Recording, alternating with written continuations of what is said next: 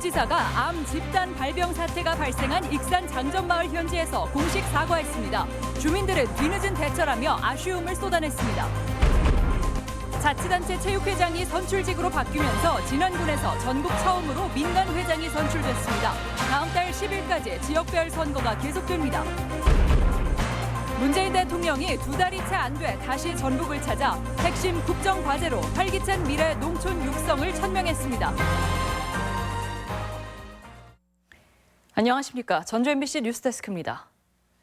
비료 공장의 담배 찌꺼기인 연초박이 집단 암 발병의 원인으로 밝혀져 충격을 준 익산 장전마을.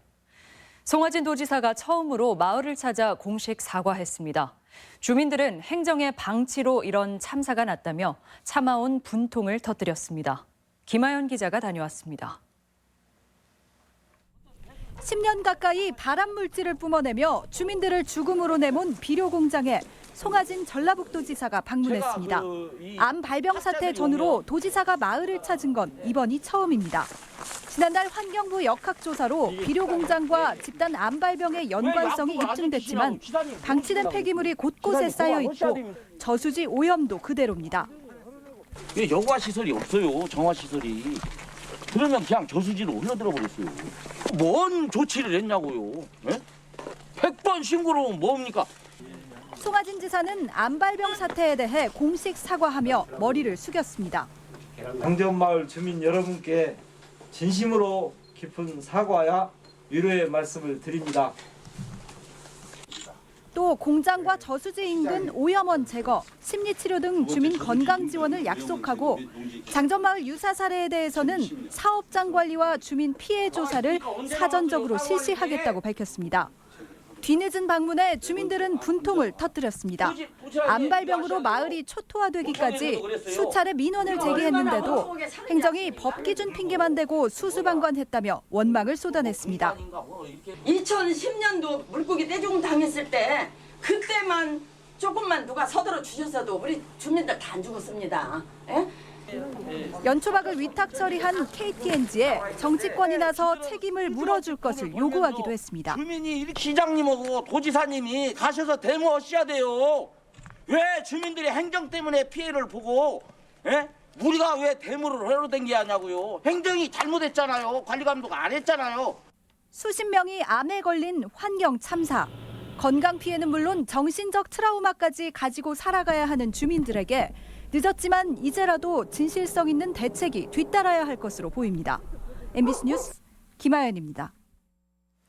순창군 인계면 주민들은 오늘 도청에서 기자회견을 열고 관내 업체의 가축 분뇨 비료에서 중금속이 기준치를 초과해 영업 정지를 받았지만 당국의 조치는 없고 악취로 고통만 커지고 있다며 대책을 촉구했습니다.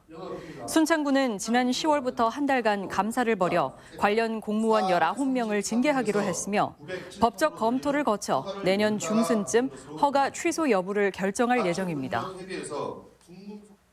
국민체육진흥법이 개정되면서 정치인의 체육회장 겸임이 금지됐죠.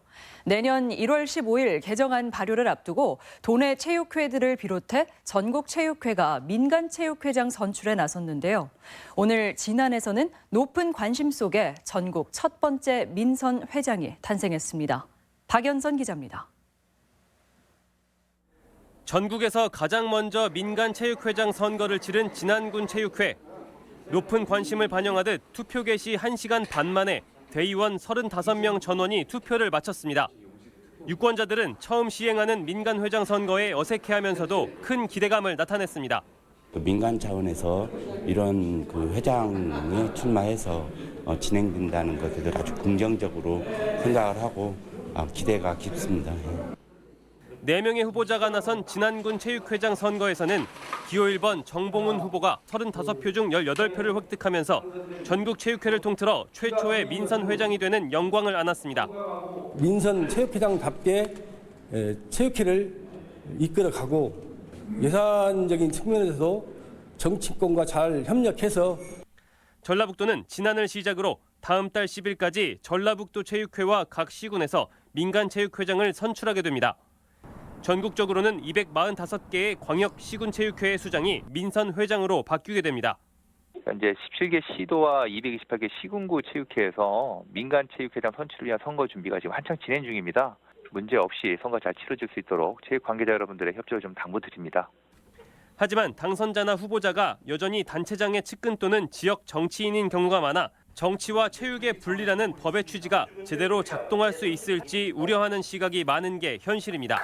MBC 뉴스 박연선입니다.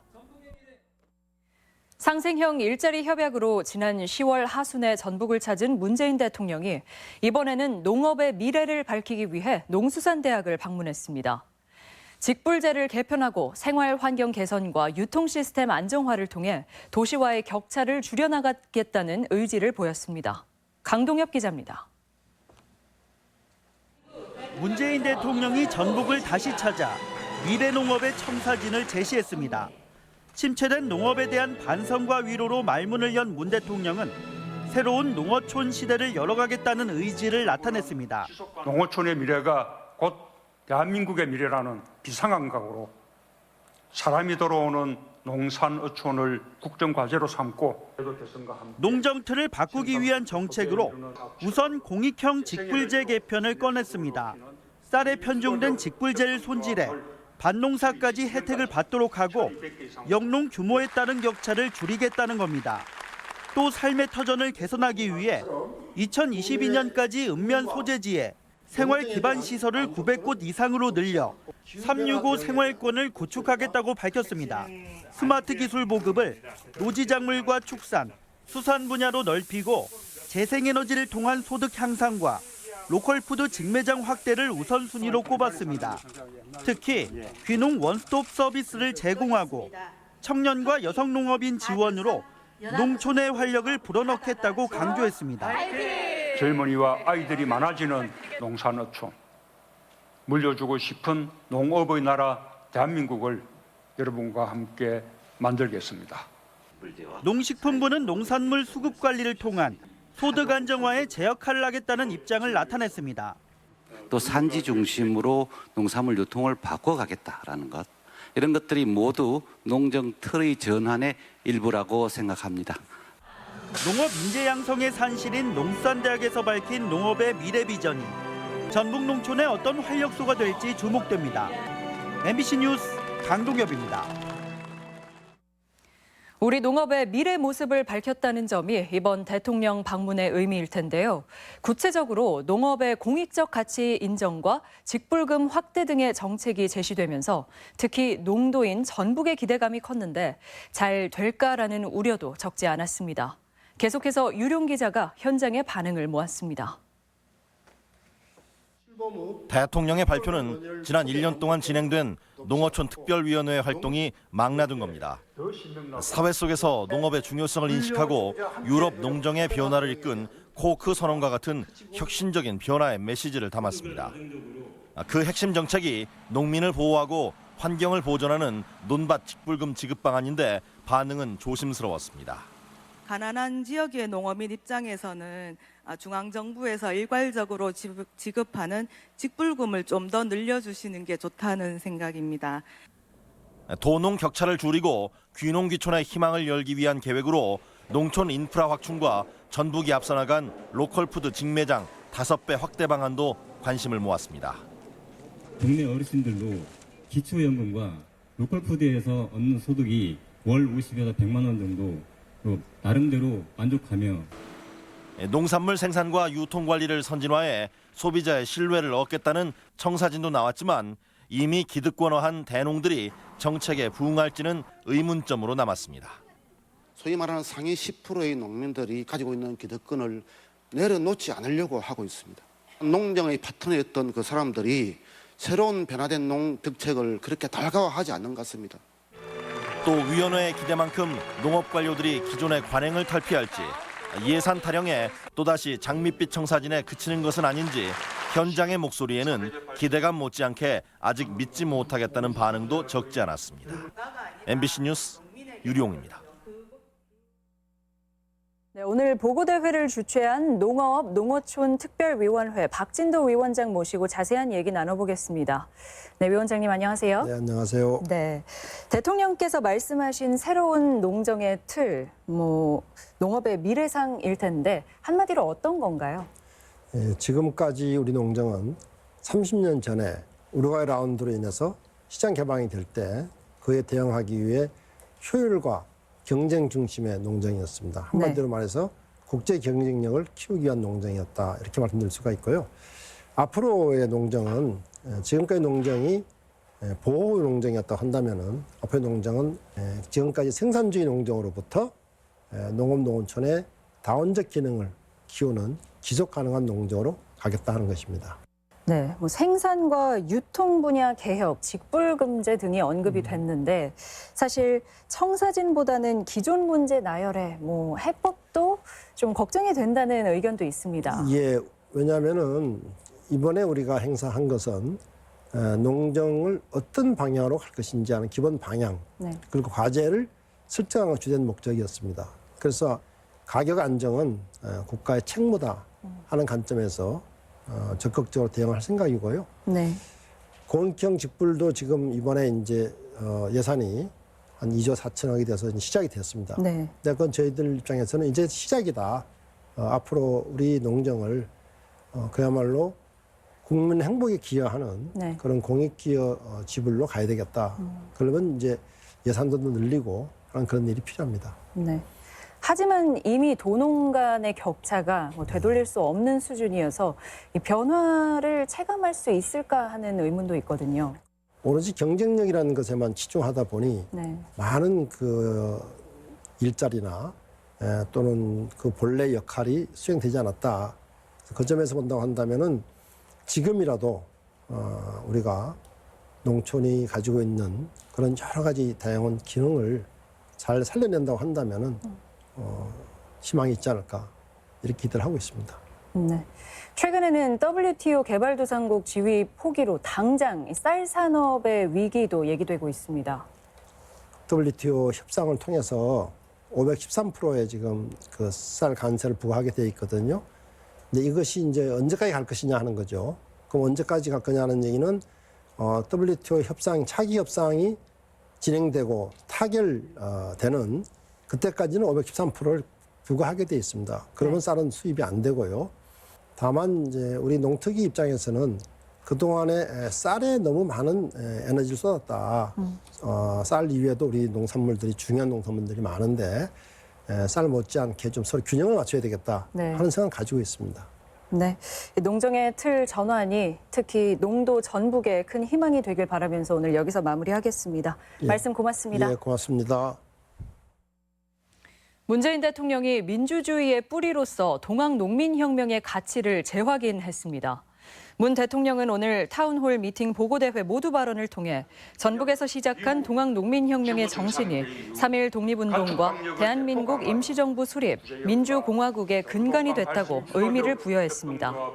문 대통령이 동학혁명의 의미를 도내에서 언급한 것은 처음으로 동학농민혁명 국가기념식에서의 대통령 참석 여부도 관심이 모아집니다. 교통사고나 추락사고로 인한 중증 외상 환자는 골든타임 안에 신속한 치료를 받느냐에 따라 생사가 갈릴 수 있습니다. 이런 환자를 전문적으로 치료하는 권역외상센터가 도내 최초로 익산 원광대학교 병원에 문을 열었습니다. 한범수 기자입니다. 구급대원이 이송해온 중증 외상 환자를 의료진이 에워쌉니다. 환자 상태를 파악하기 위한 검사를 마치자마자 전문의가 응급조치를 이어갑니다. 이처럼 중증 외상 환자만을 전문적으로 다루는 권역외상센터가 전국 14번째, 도내 최초로 익산 원광대병원에서 문을 열었습니다. 권역외상센터는 교통사고 피해자와 같이 신속한 물리적인 치료가 이뤄져야 하는 중증 외상 환자를 위한 의료시설입니다. 교통사고나 추락에 의한 타발성 골절 또는 출혈을 동반한 중증 외상 환자의 365일 24시간 병원 도착 즉시 응급수술이 가능하고 이들의 경우 골든타임을 지키는 게 더욱 중요한 만큼 최첨단 의료 장비를 갖춰 정밀 검사와 수술을 병행할 수 있도록 한 점이 특징입니다. 기존 응급실과 달리 외과와 신경외과, 흉부외과 등 다양한 분야 전문의들이 실시간으로 치료 과정에 합류할 수 있습니다. 의사는 바로 나왔는데 방사선사가 없어가지고 문제가 있었는데 이제 바로 상시를 하기 때문에 이게 빨리빨리 돌아갈 수가 있고 주변에 있는 닥터헬 기장을 이용해 외상 환자를 빠르게 옮겨올 수 있는 구조 역시 장점입니다. 수익성이 떨어진다는 이유로 대형 병원들이 외상 환자를 위한 의료시설 구축에 소홀했던 게 그동안의 현실. 뒤늦게나마 정부가 직접적인 지원에 나서면서 외상 환자를 위한 기본적인 의료 안전망이 갖춰지고 있습니다. MBC 뉴스 한범수입니다. 민주노총 공공운수노조 호남고속지회 버스기사 100여 명이 사측을 상대로 단체 교섭권 인정 등을 요구하며 내일 부분 파업에 돌입합니다. 이에 따라 전주 시내버스 14개 노선과 시외버스 26개 노선에서 결행이 빚어질 것으로 보이며 운행 정보는 정류장이나 교통정보 홈페이지에서 확인할 수 있습니다. 총선 출마자로 거론되는 이상직 중소벤처기업진흥공단 이사장이 경찰 수사를 받게 됐습니다. 전주 완산경찰서는 공직선거법 위반 혐의로 이상직 이사장을 입건해 조사에 착수했다고 밝혔습니다. 전북선관위는 이상직 이사장이 올 초 지방의원들에게 본인 명의의 명절 선물을 보낸 정황을 포착했으며 검찰의 고발 조치에 사건이 경찰에 배당됐습니다. 민주노총 전북본부는 더불어민주당 도당 앞에서 기자회견을 열고 이강래 한국도로공사 사장이 톨게이트 수납원 정규직화에 무책임과 불통으로 일관했는데 국민의 대표인 국회의원 선거에 나서는 건 있을 수 없는 일이라고 비판했습니다. 이강래 사장은 남원 출신 삼선 의원의 이력으로 최근 사표를 제출했으며 오는 17일 퇴임합니다. 전주지방법원은 의료법 위반과 아동학대 등의 혐의로 기소된 A씨에게 징역 1년과 집행유예 2년을 선고하고 아동과 장애인 관련 기관 취업을 3년간 제한했습니다. 봉침 여목사로 알려진 A씨는 지난 2011년 입양한 아이를 24시간 어린이집에 맡겨 방치하고 벌독이 우려되는 봉침으로 무면허 의료시술을 한 혐의로 기소됐습니다. 군산 상공회의소의 이재용 탄원서 논란이 확산되고 있습니다. 참여자치 군산시민연대 등 11개 단체는 성명서를 내고 군산 상공회의소가 삼성 SDI 군산 유치를 위해 이 부회장의 선처를 바라는 탄원 서명을 추진하는 것은 군산 시민을 모독하는 행위라고 주장했습니다. 이들은 또한 지난 2011년 새만금 그린에너지 투자 협약을 철회한 삼성에게 또다시 우롱당하는 일이라고 지적했습니다. 전북지방변호사회는 도내 법관들의 판결 공정성 등 10개 항목에 대해 평가한 결과 전주지법 고승환 부장판사 등 5명을 우수 법관으로 선정하고 낮은 평가를 받은 법관들의 재판 성향을 공개했습니다. 변호사회는 평가 하위 판사들 대부분이 고압적인 태도로 재판을 진행했으며 내년부터는 나쁜 재판을 구체적으로 공개하는 방안을 추진하겠다고 밝혔습니다. 정읍 시의 씨름 감독 공개 채용 결과를 두고 채용 비리 논란이 불거졌습니다. 정읍시 씨름협회는 오늘 도체육회에서 기자회견을 열고 정읍 씨가 특정인을 채용하기 위해 우수한 성적을 거둔 기존 감독을 별다른 이유 없이 교체했다고 주장했습니다.